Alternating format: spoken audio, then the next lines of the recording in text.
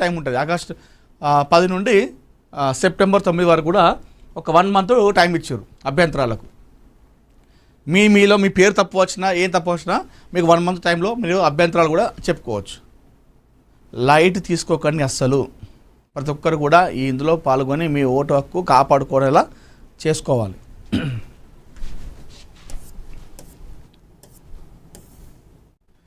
ఈ నెలలోనే 50 నామినేటెడ్ పదవులు పూర్తి.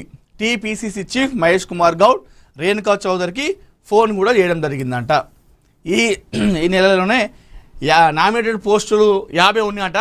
ఆ పదవుల భర్తీ చేయబోతుందంట అన్నట్టుగా టీపీసీసీ చీఫ్ మహేష్ కుమార్ గౌడ్ అయితే చెప్పడం జరిగింది.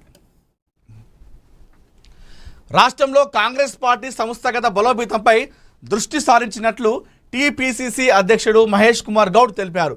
ఈ నెలలోనే 50 నామినేటెడ్ పదవులను భర్తీ చేయనున్నట్లు వెల్లడించారు. బుధవారం గాంధీభవన్లో మీడియాతో నిర్వహించిన చిట్ చాట్లో ఆయన మాట్లాడుతూ గతంలో పనితీరు కనబరిచిన వారికి మరోసారి అవకాశం కల్పించే అంశాన్ని పరిశీలిస్తున్నామని చెప్పారు. జిల్లా కాంగ్రెస్ కమిటీల పనితీరును పార్టీ నిరంతరం సమీక్షిస్తుందని, పనితీరు సంతృప్తికరంగా లేకపోతే అవసరమైన చోట మార్పులు చేసే అవకాశం ఉందని మహేష్ కుమార్ గౌడ్ స్పష్టం చేశారు. పార్టీ సంస్థాగత నియామకాలపై పార్టీ రాష్ట్ర వ్యవహారాల ఇన్ఛార్జ్ మీనాక్షి నటరాజన్తో ఇప్పటికే చర్చించినట్లు తెలిపారు. మరో 2 రోజులు ముఖ్యమంత్రి రేవంత్ రెడ్డితో సమావేశమై పార్టీ వ్యవహారాలపై చర్చించినట్లు వెల్లడించారు. పదవుల పునర్నియామకంపై ఇప్పటి వరకు తుది నిర్ణయం తీసుకోలేదని, మండల కమిటీల ఏర్పాటులో డీసీసీ అధ్యక్ష నివేదికలే ప్రాధాన్యం ఉంటుందని పేర్కొన్నారు. ఖమ్మం రాజకీయాలపై ఇటీవల ఎంపీ రేణుకా చౌదరి చేసిన వ్యాఖ్యల వివాదంపైన మహేష్ కుమార్ గౌడ్ స్పందించారు. ఈ అంశంపై రేణుకా చౌదరితో తాను మాట్లాడాలని తెలిపారు. ఖమ్మంలో బీజేపీ బీఆర్ఎస్ 2 కాంగ్రెస్ వైపు చూస్తున్నాయనే ఉద్దేశంతో వ్యాఖ్యానించానని రేణుకా చౌదరి తనతో చెప్పారని, అయితే ఆమె వ్యాఖ్యలను కొందరు వక్రీకరించి దుష్ప్రచారం చేశారని చెప్పేసి అన్నారు.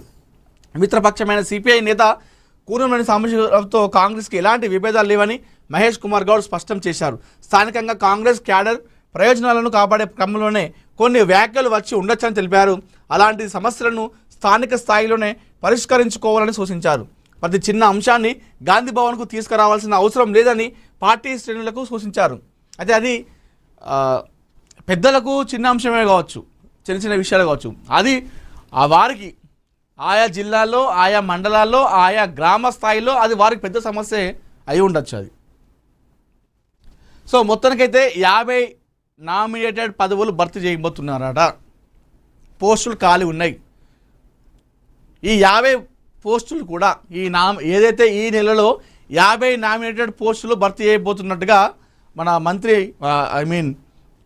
టీపీసీసీ చీఫ్ మహేష్ కుమార్ గౌడ్ గారు చెప్పడం జరిగింది. మరి ఈ 50 పోస్టులు ఎవరికి ఇస్తారు? కట్టర్ కాంగ్రెస్ కార్యకర్తలకే ఇవ్వాలి. అధికారంలో ఉన్నా లేకపోయినా కాంగ్రెస్ జెండా పట్టుకున్న ఉన్నటువంటి వ్యక్తులు ఎవరైతే ఉంటారో వాళ్ళకే ఈ నామినేటెడ్ పోస్టులు ఇవ్వాలి. జంపింగ్లకు ఇచ్చినట్టయితే ఇప్పటికే అధికారం వచ్చిన తర్వాత చాలామంది ఇతర పార్టీల నేతలు తీసుకొని వాళ్ళకే పదవులు ఇస్తున్నారు, వాళ్ళనే మంచిగా చూసుకుంటున్నారు, వాళ్ళకే కాంట్రాక్టులు ఇస్తున్నారు అనేటువంటి ఒక అప్రతిష్ట మూట కట్టుకున్నది ఆ మధ్యకాలంలో. అయితే దాన్ని చెరిపేసే ప్రయత్నం చేయాలంటే ఇప్పుడు ఏదైతే 50 నామినేటెడ్ పోస్టులు భర్తీ ఉందని చెప్తున్నారు కదా, ఆ 50 నామినేటెడ్ పోస్టులన్నీ కూడా కట్టర్ కాంగ్రెస్ కార్యకర్తకే ఇవ్వాలని చెప్పేసి కోరుతా ఉన్నాం. వాళ్ళకి ఇవ్వాలి. ఏదో వేరే పార్టీలో ఒక మాజీ జడ్పీటీసో లేదా ఒక మాజీ ఎంపీటీసో ఒక మాజీ ఎంపీపో ఇలా ఏరిండు కాబట్టి మనకు యూజ్ అవుతాడని చెప్పేసి ఆ పోస్ట్ తీసుకుపోయి వానికి ఇస్తే, మరి ఇక్కడ దెబ్బలు తిన్నాడు, కేసులు పెట్టించుకున్నాడు, జైలుకి వేయండు కాంగ్రెస్ జెండా పట్టుకుని అధికారం లేనప్పుడు, మరి వాని పరిస్థితి ఏంది? సో అసొంటోళ్ళకే పదవులు ఇవ్వాలి నామినేటెడ్ పోస్టులన్నీ కూడా.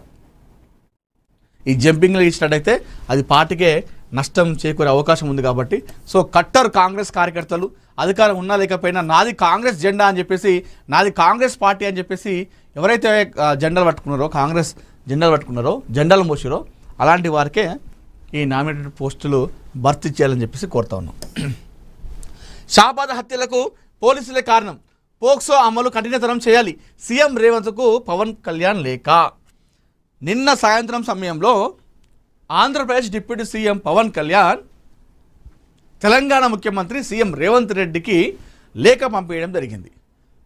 పోక్సో కేసుని మరింత కఠినం చేయాలి, అంటే పోక్సో కేసులో ఎవరైతే నిందితులు ఉంటారో వారిపైన చర్యలు తీసుకోవాలి, అది కఠినం చేయాలి, బాధితులకు వెంటనే న్యాయం చేయాలి అనేటువంటి ఒక లేఖ రాయడం జరిగింది. సో ఆయన నిన్ననే డిశ్చార్జ్ అయ్యాడు. పవన్ కళ్యాణ్ గారు ఏదైతే ఒక సర్జరీ జరిగింది భుజాంది, నిన్ననే డిశ్చార్జ్ అయ్యాడు. నిన్న మధ్యాహ్నం డిశ్చార్జ్ అయ్యాడు, సాయంత్రం డ్యూటీకి ఎక్కించాడు. డ్యూటీకి ఎక్కడమే పోక్సో కేసు నిందితులపైన కఠిన చర్యలు తీసుకోవాలని చెప్పేసి తెలంగాణ సీఎం రేవంత్ రెడ్డి గారికి లేఖ కూడా రాయడం జరిగింది. అది పవన్ కళ్యాణ్ అంటే. చూద్దాం అసలు ఏం రాసిండు అందులో లేఖలో. షాబాద్ హత్యలకు పోలీసులే కారణం, సీఎం రేవంత్ రెడ్డికి జనసేన అధ్యక్షుడు ఏపీ ఉప ముఖ్యమంత్రి పవన్ కళ్యాణ్ లేఖ రాశారు. పోక్సో చట్టాన్ని పటిష్టంగా అమలు చేయాలని లేఖలో విజ్ఞప్తి చేశారు. పోక్సో కేసులో విచారణకు నిర్ణీత గడువు విధించాలని, పోక్సో కేసుల్లో బాధితుల రక్షణకు చర్యలు తీసుకోవాలని, సాక్ష్యాధారాలు మాయం చేయకుండా జాగ్రత్తలు తీసుకోవాలని కోరారు. పోక్సో కేసులకు ప్రాధాన్యం ఇవ్వాలని సుప్రీంకోర్టు అనేక సార్లు చెప్పిందని గుర్తు చేశారు. లేఖలో షాబాద్ హత్యల ఘటనలను పవన్ కళ్యాణ్ ప్రస్తావించారు. షాబాద్ కేసులో బాధితులను కాపాడడంలో పోలీసులు విఫలమయ్యారని ఆరోపించారు. పోక్సో కేసు ఉన్న నిందితుడికి బెయిల్ ఇవ్వడం వైఫల్యమేనని అభిప్రాయపడ్డారు. షాబాద్ ఘటనలో పోలీసులు తగిన జాగ్రత్తలు తీసుకోలేదని ఆరోపించారు. పోక్సో అమలుకు తీసుకోవాల్సిన చర్యలను వివరిస్తూ పవన్ కళ్యాణ్ లేఖ రాయడం జరిగింది. ఏదైతే షాబాద్లో జరిగినటువంటి 6 హత్యలు ఏదైతే ఉన్నాయో అది దేశవ్యాప్తంగా, నాట్ ఓన్లీ ఇన్ తెలంగాణ, ఇది ఉమ్మడి రాష్ట్రం మాత్రమే కాదు, దేశవ్యాప్తంగా ఈ వార్త ఒక సంచలనం సృష్టించింది. అంటే ఒక పగతో కక్షతో ఒక 6గురి ప్రాణాలను పొట్టన పెట్టుకున్నాడు రాజ్ కుమార్ అనేటువంటి ఒక నీచుడు, దరిద్రుడు. అయితే ఈ విషయం పైననే పవన్ కళ్యాణ్ గారు నిన్న లేఖ రాయడం జరిగింది మన తెలంగాణ ముఖ్యమంత్రి రేవంత్ రెడ్డి గారికి. షాబాద్ హత్యల్లో పోలీసుల వైఫల్యం ఉంది, పోలీసులు